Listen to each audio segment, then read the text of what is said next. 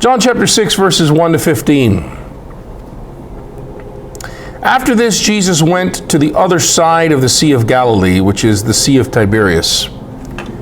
And the multitude followed him, because they saw the signs he did on those who were sick. Jesus went up on the mountain, and there sat down with his disciples. Now the Passover, the feast of the Judeans, was at hand. Lifting up his eyes then, and seeing that a multitude was coming to him, Jesus said to Philip, "How are we to buy bread so that these people may eat?" This he said to test him, for he himself knew what he would do. Philip answered him, 200 denarii would not buy enough bread for each of them to get a little. One of his disciples, Andrew, Simon Peter's brother, said to him, "There is a boy here who has 5 barley loaves and 2 fish. But what are they among so many?"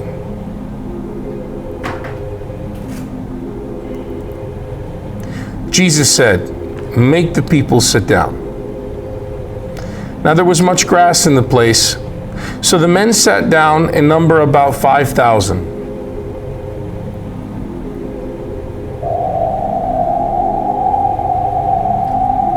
Jesus then took the loaves, and when he Eucharistes, he distributed them to those who were seated. So also the fish, as much as they wanted.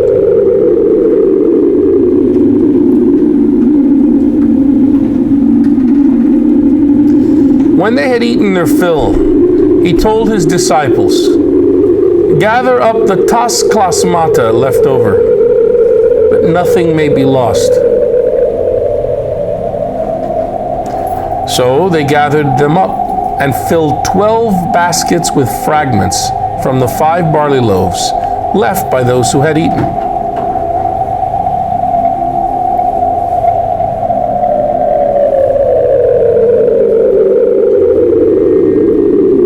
When the people saw the sign he had done, they said, "This is indeed the prophet who is to come into the dominant society Israel." Perceiving then that they were about to come and take him by force to make him king, Jesus withdrew again to the mountain by himself.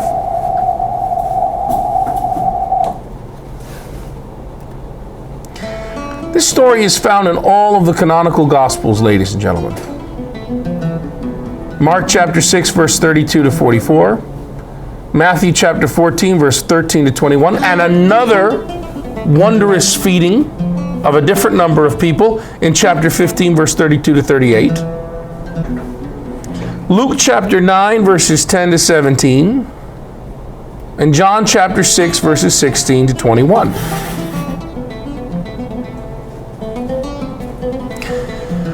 Again, according to Vatican II's Dogmatic Constitution on Divine Revelation, or Dei Verbum, section 19, the Pontifical Biblical Commission's Instruction on the Historical Truth of the Gospels, section 6 through 9, and the Universal Catechism, number 126.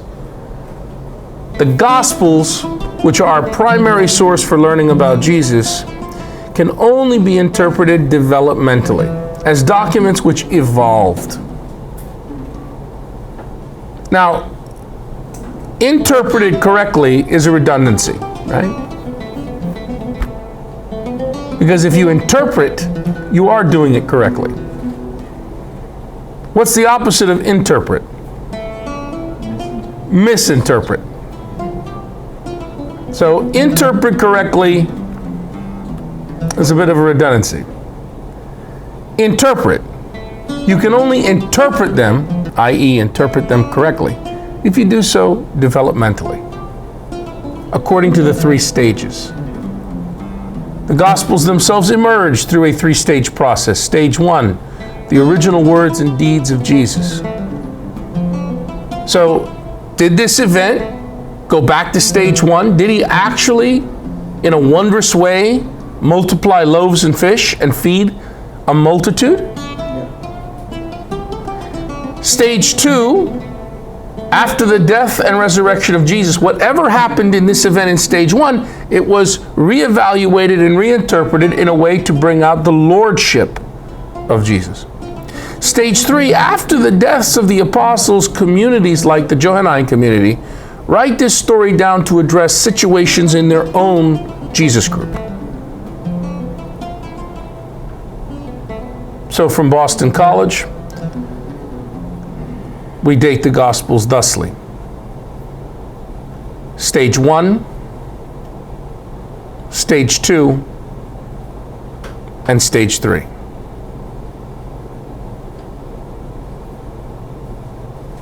Since all four stories are there, more than likely this is something that we believe would happen because everybody's talking about it. Yeah, it had to come from, Marco, a very early source. How alien is John to Mark, Matthew, Luke, Q, and I'll even throw in Thomas. It's extremely alien to those other texts. Now, Thomas doesn't have it, and so this is rather extraordinary. It's a story that also belongs in John. That just doubles down. John has a literary history, ladies and gentlemen. It is not like a Western 21st century biography. Neither is Mark, Matthew, or Luke. John cannot even be called an ancient biography. It's something different.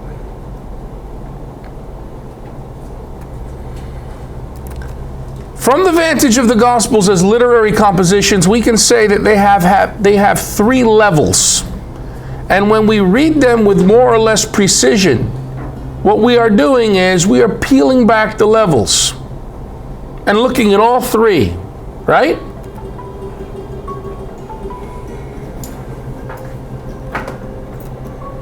The Gospels are texts which evolved. Inspiration, therefore, cannot mean dictation. If we believe in inspiration, we cannot mean by it dictation, that God dictated them. And among Christians, Big C Catholics ought to be very grateful to God that our teaching church does not insist on us believing that inspiration means God dictated. Question. Sure, Lucy. What's your question? To me, I don't know. It looks like all the gospel writings from the Synoptics and from John. It's almost as if you're in stage 3, but they're going back. Do you know what I'm saying? Like it's their interpretation almost. That's what stage 3 is. You know what I mean? So they're all doing that. Stage 3 is an interpretation of stage 2, Right. which is an interpretation of stage 1. Right. It's like they're all doing that. Like all of us, all the time. Is doing that. Right. That's exactly right. That's an organic understanding of what's going on. And you can and stage 3 is very important. It's the most important stage. And this is the very important thing for us to understand. The Jesus groups that made Gospels were not so interested in recording the exact words and exact deeds of Jesus as they were in preserving and passing down their interpretations of the original Jesus group, the original Jesus movement's interpretations of Jesus and memories of Jesus. And we have to accept that the Holy Spirit works in that mess and messiness. Folks, a number of scholarly controversies attend this story of the multiplication of the loaves and fish in John and in its synoptic counterparts. Since it's the only account of an extraordinary feeding reported in all 4 Gospels, it has become the focus of debate over whether John knew any of the synoptics. We'll address this toward the end of the class.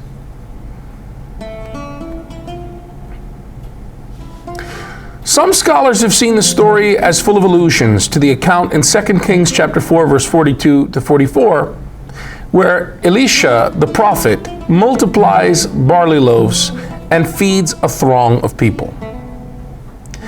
More common are scholarly views that the story in John, as well as in the Synoptics, is heavily influenced by the ritual meal practices of Jesus groups, meaning the Eucharist.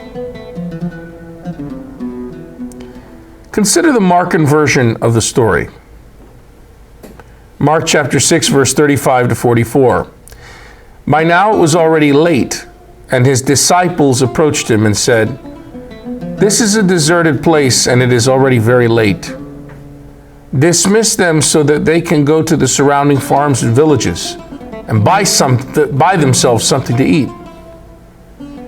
Jesus said to them in reply, "Give them some food yourselves." But they said to him, "Are we to buy 200 days' wages?"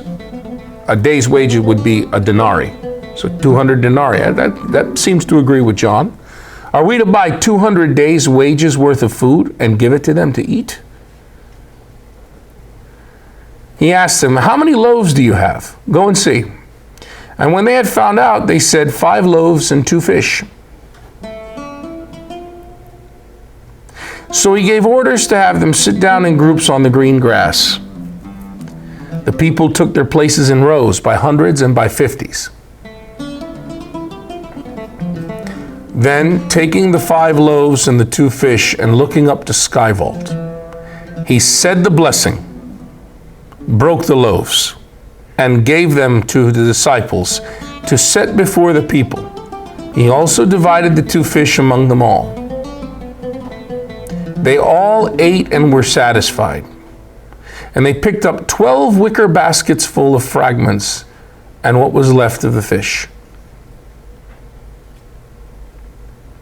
Those who ate of the loaves were 5,000 men.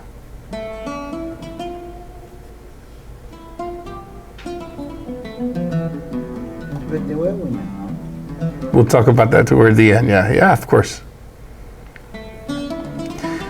While it is the disciples who serve the crowd in the Markan account, in John, Jesus himself distributes the food in a manner reminiscent of synoptic accounts of Jesus' Last Supper. As we're going to see later in John, unlike Mark, Matthew, and Luke, there is no Eucharistic institution narrative in John. And the Last Supper meal is not a Passover meal. It's a farewell dinner. In the 4th Gospel, Jesus typically takes the initiative and is described as being in complete control.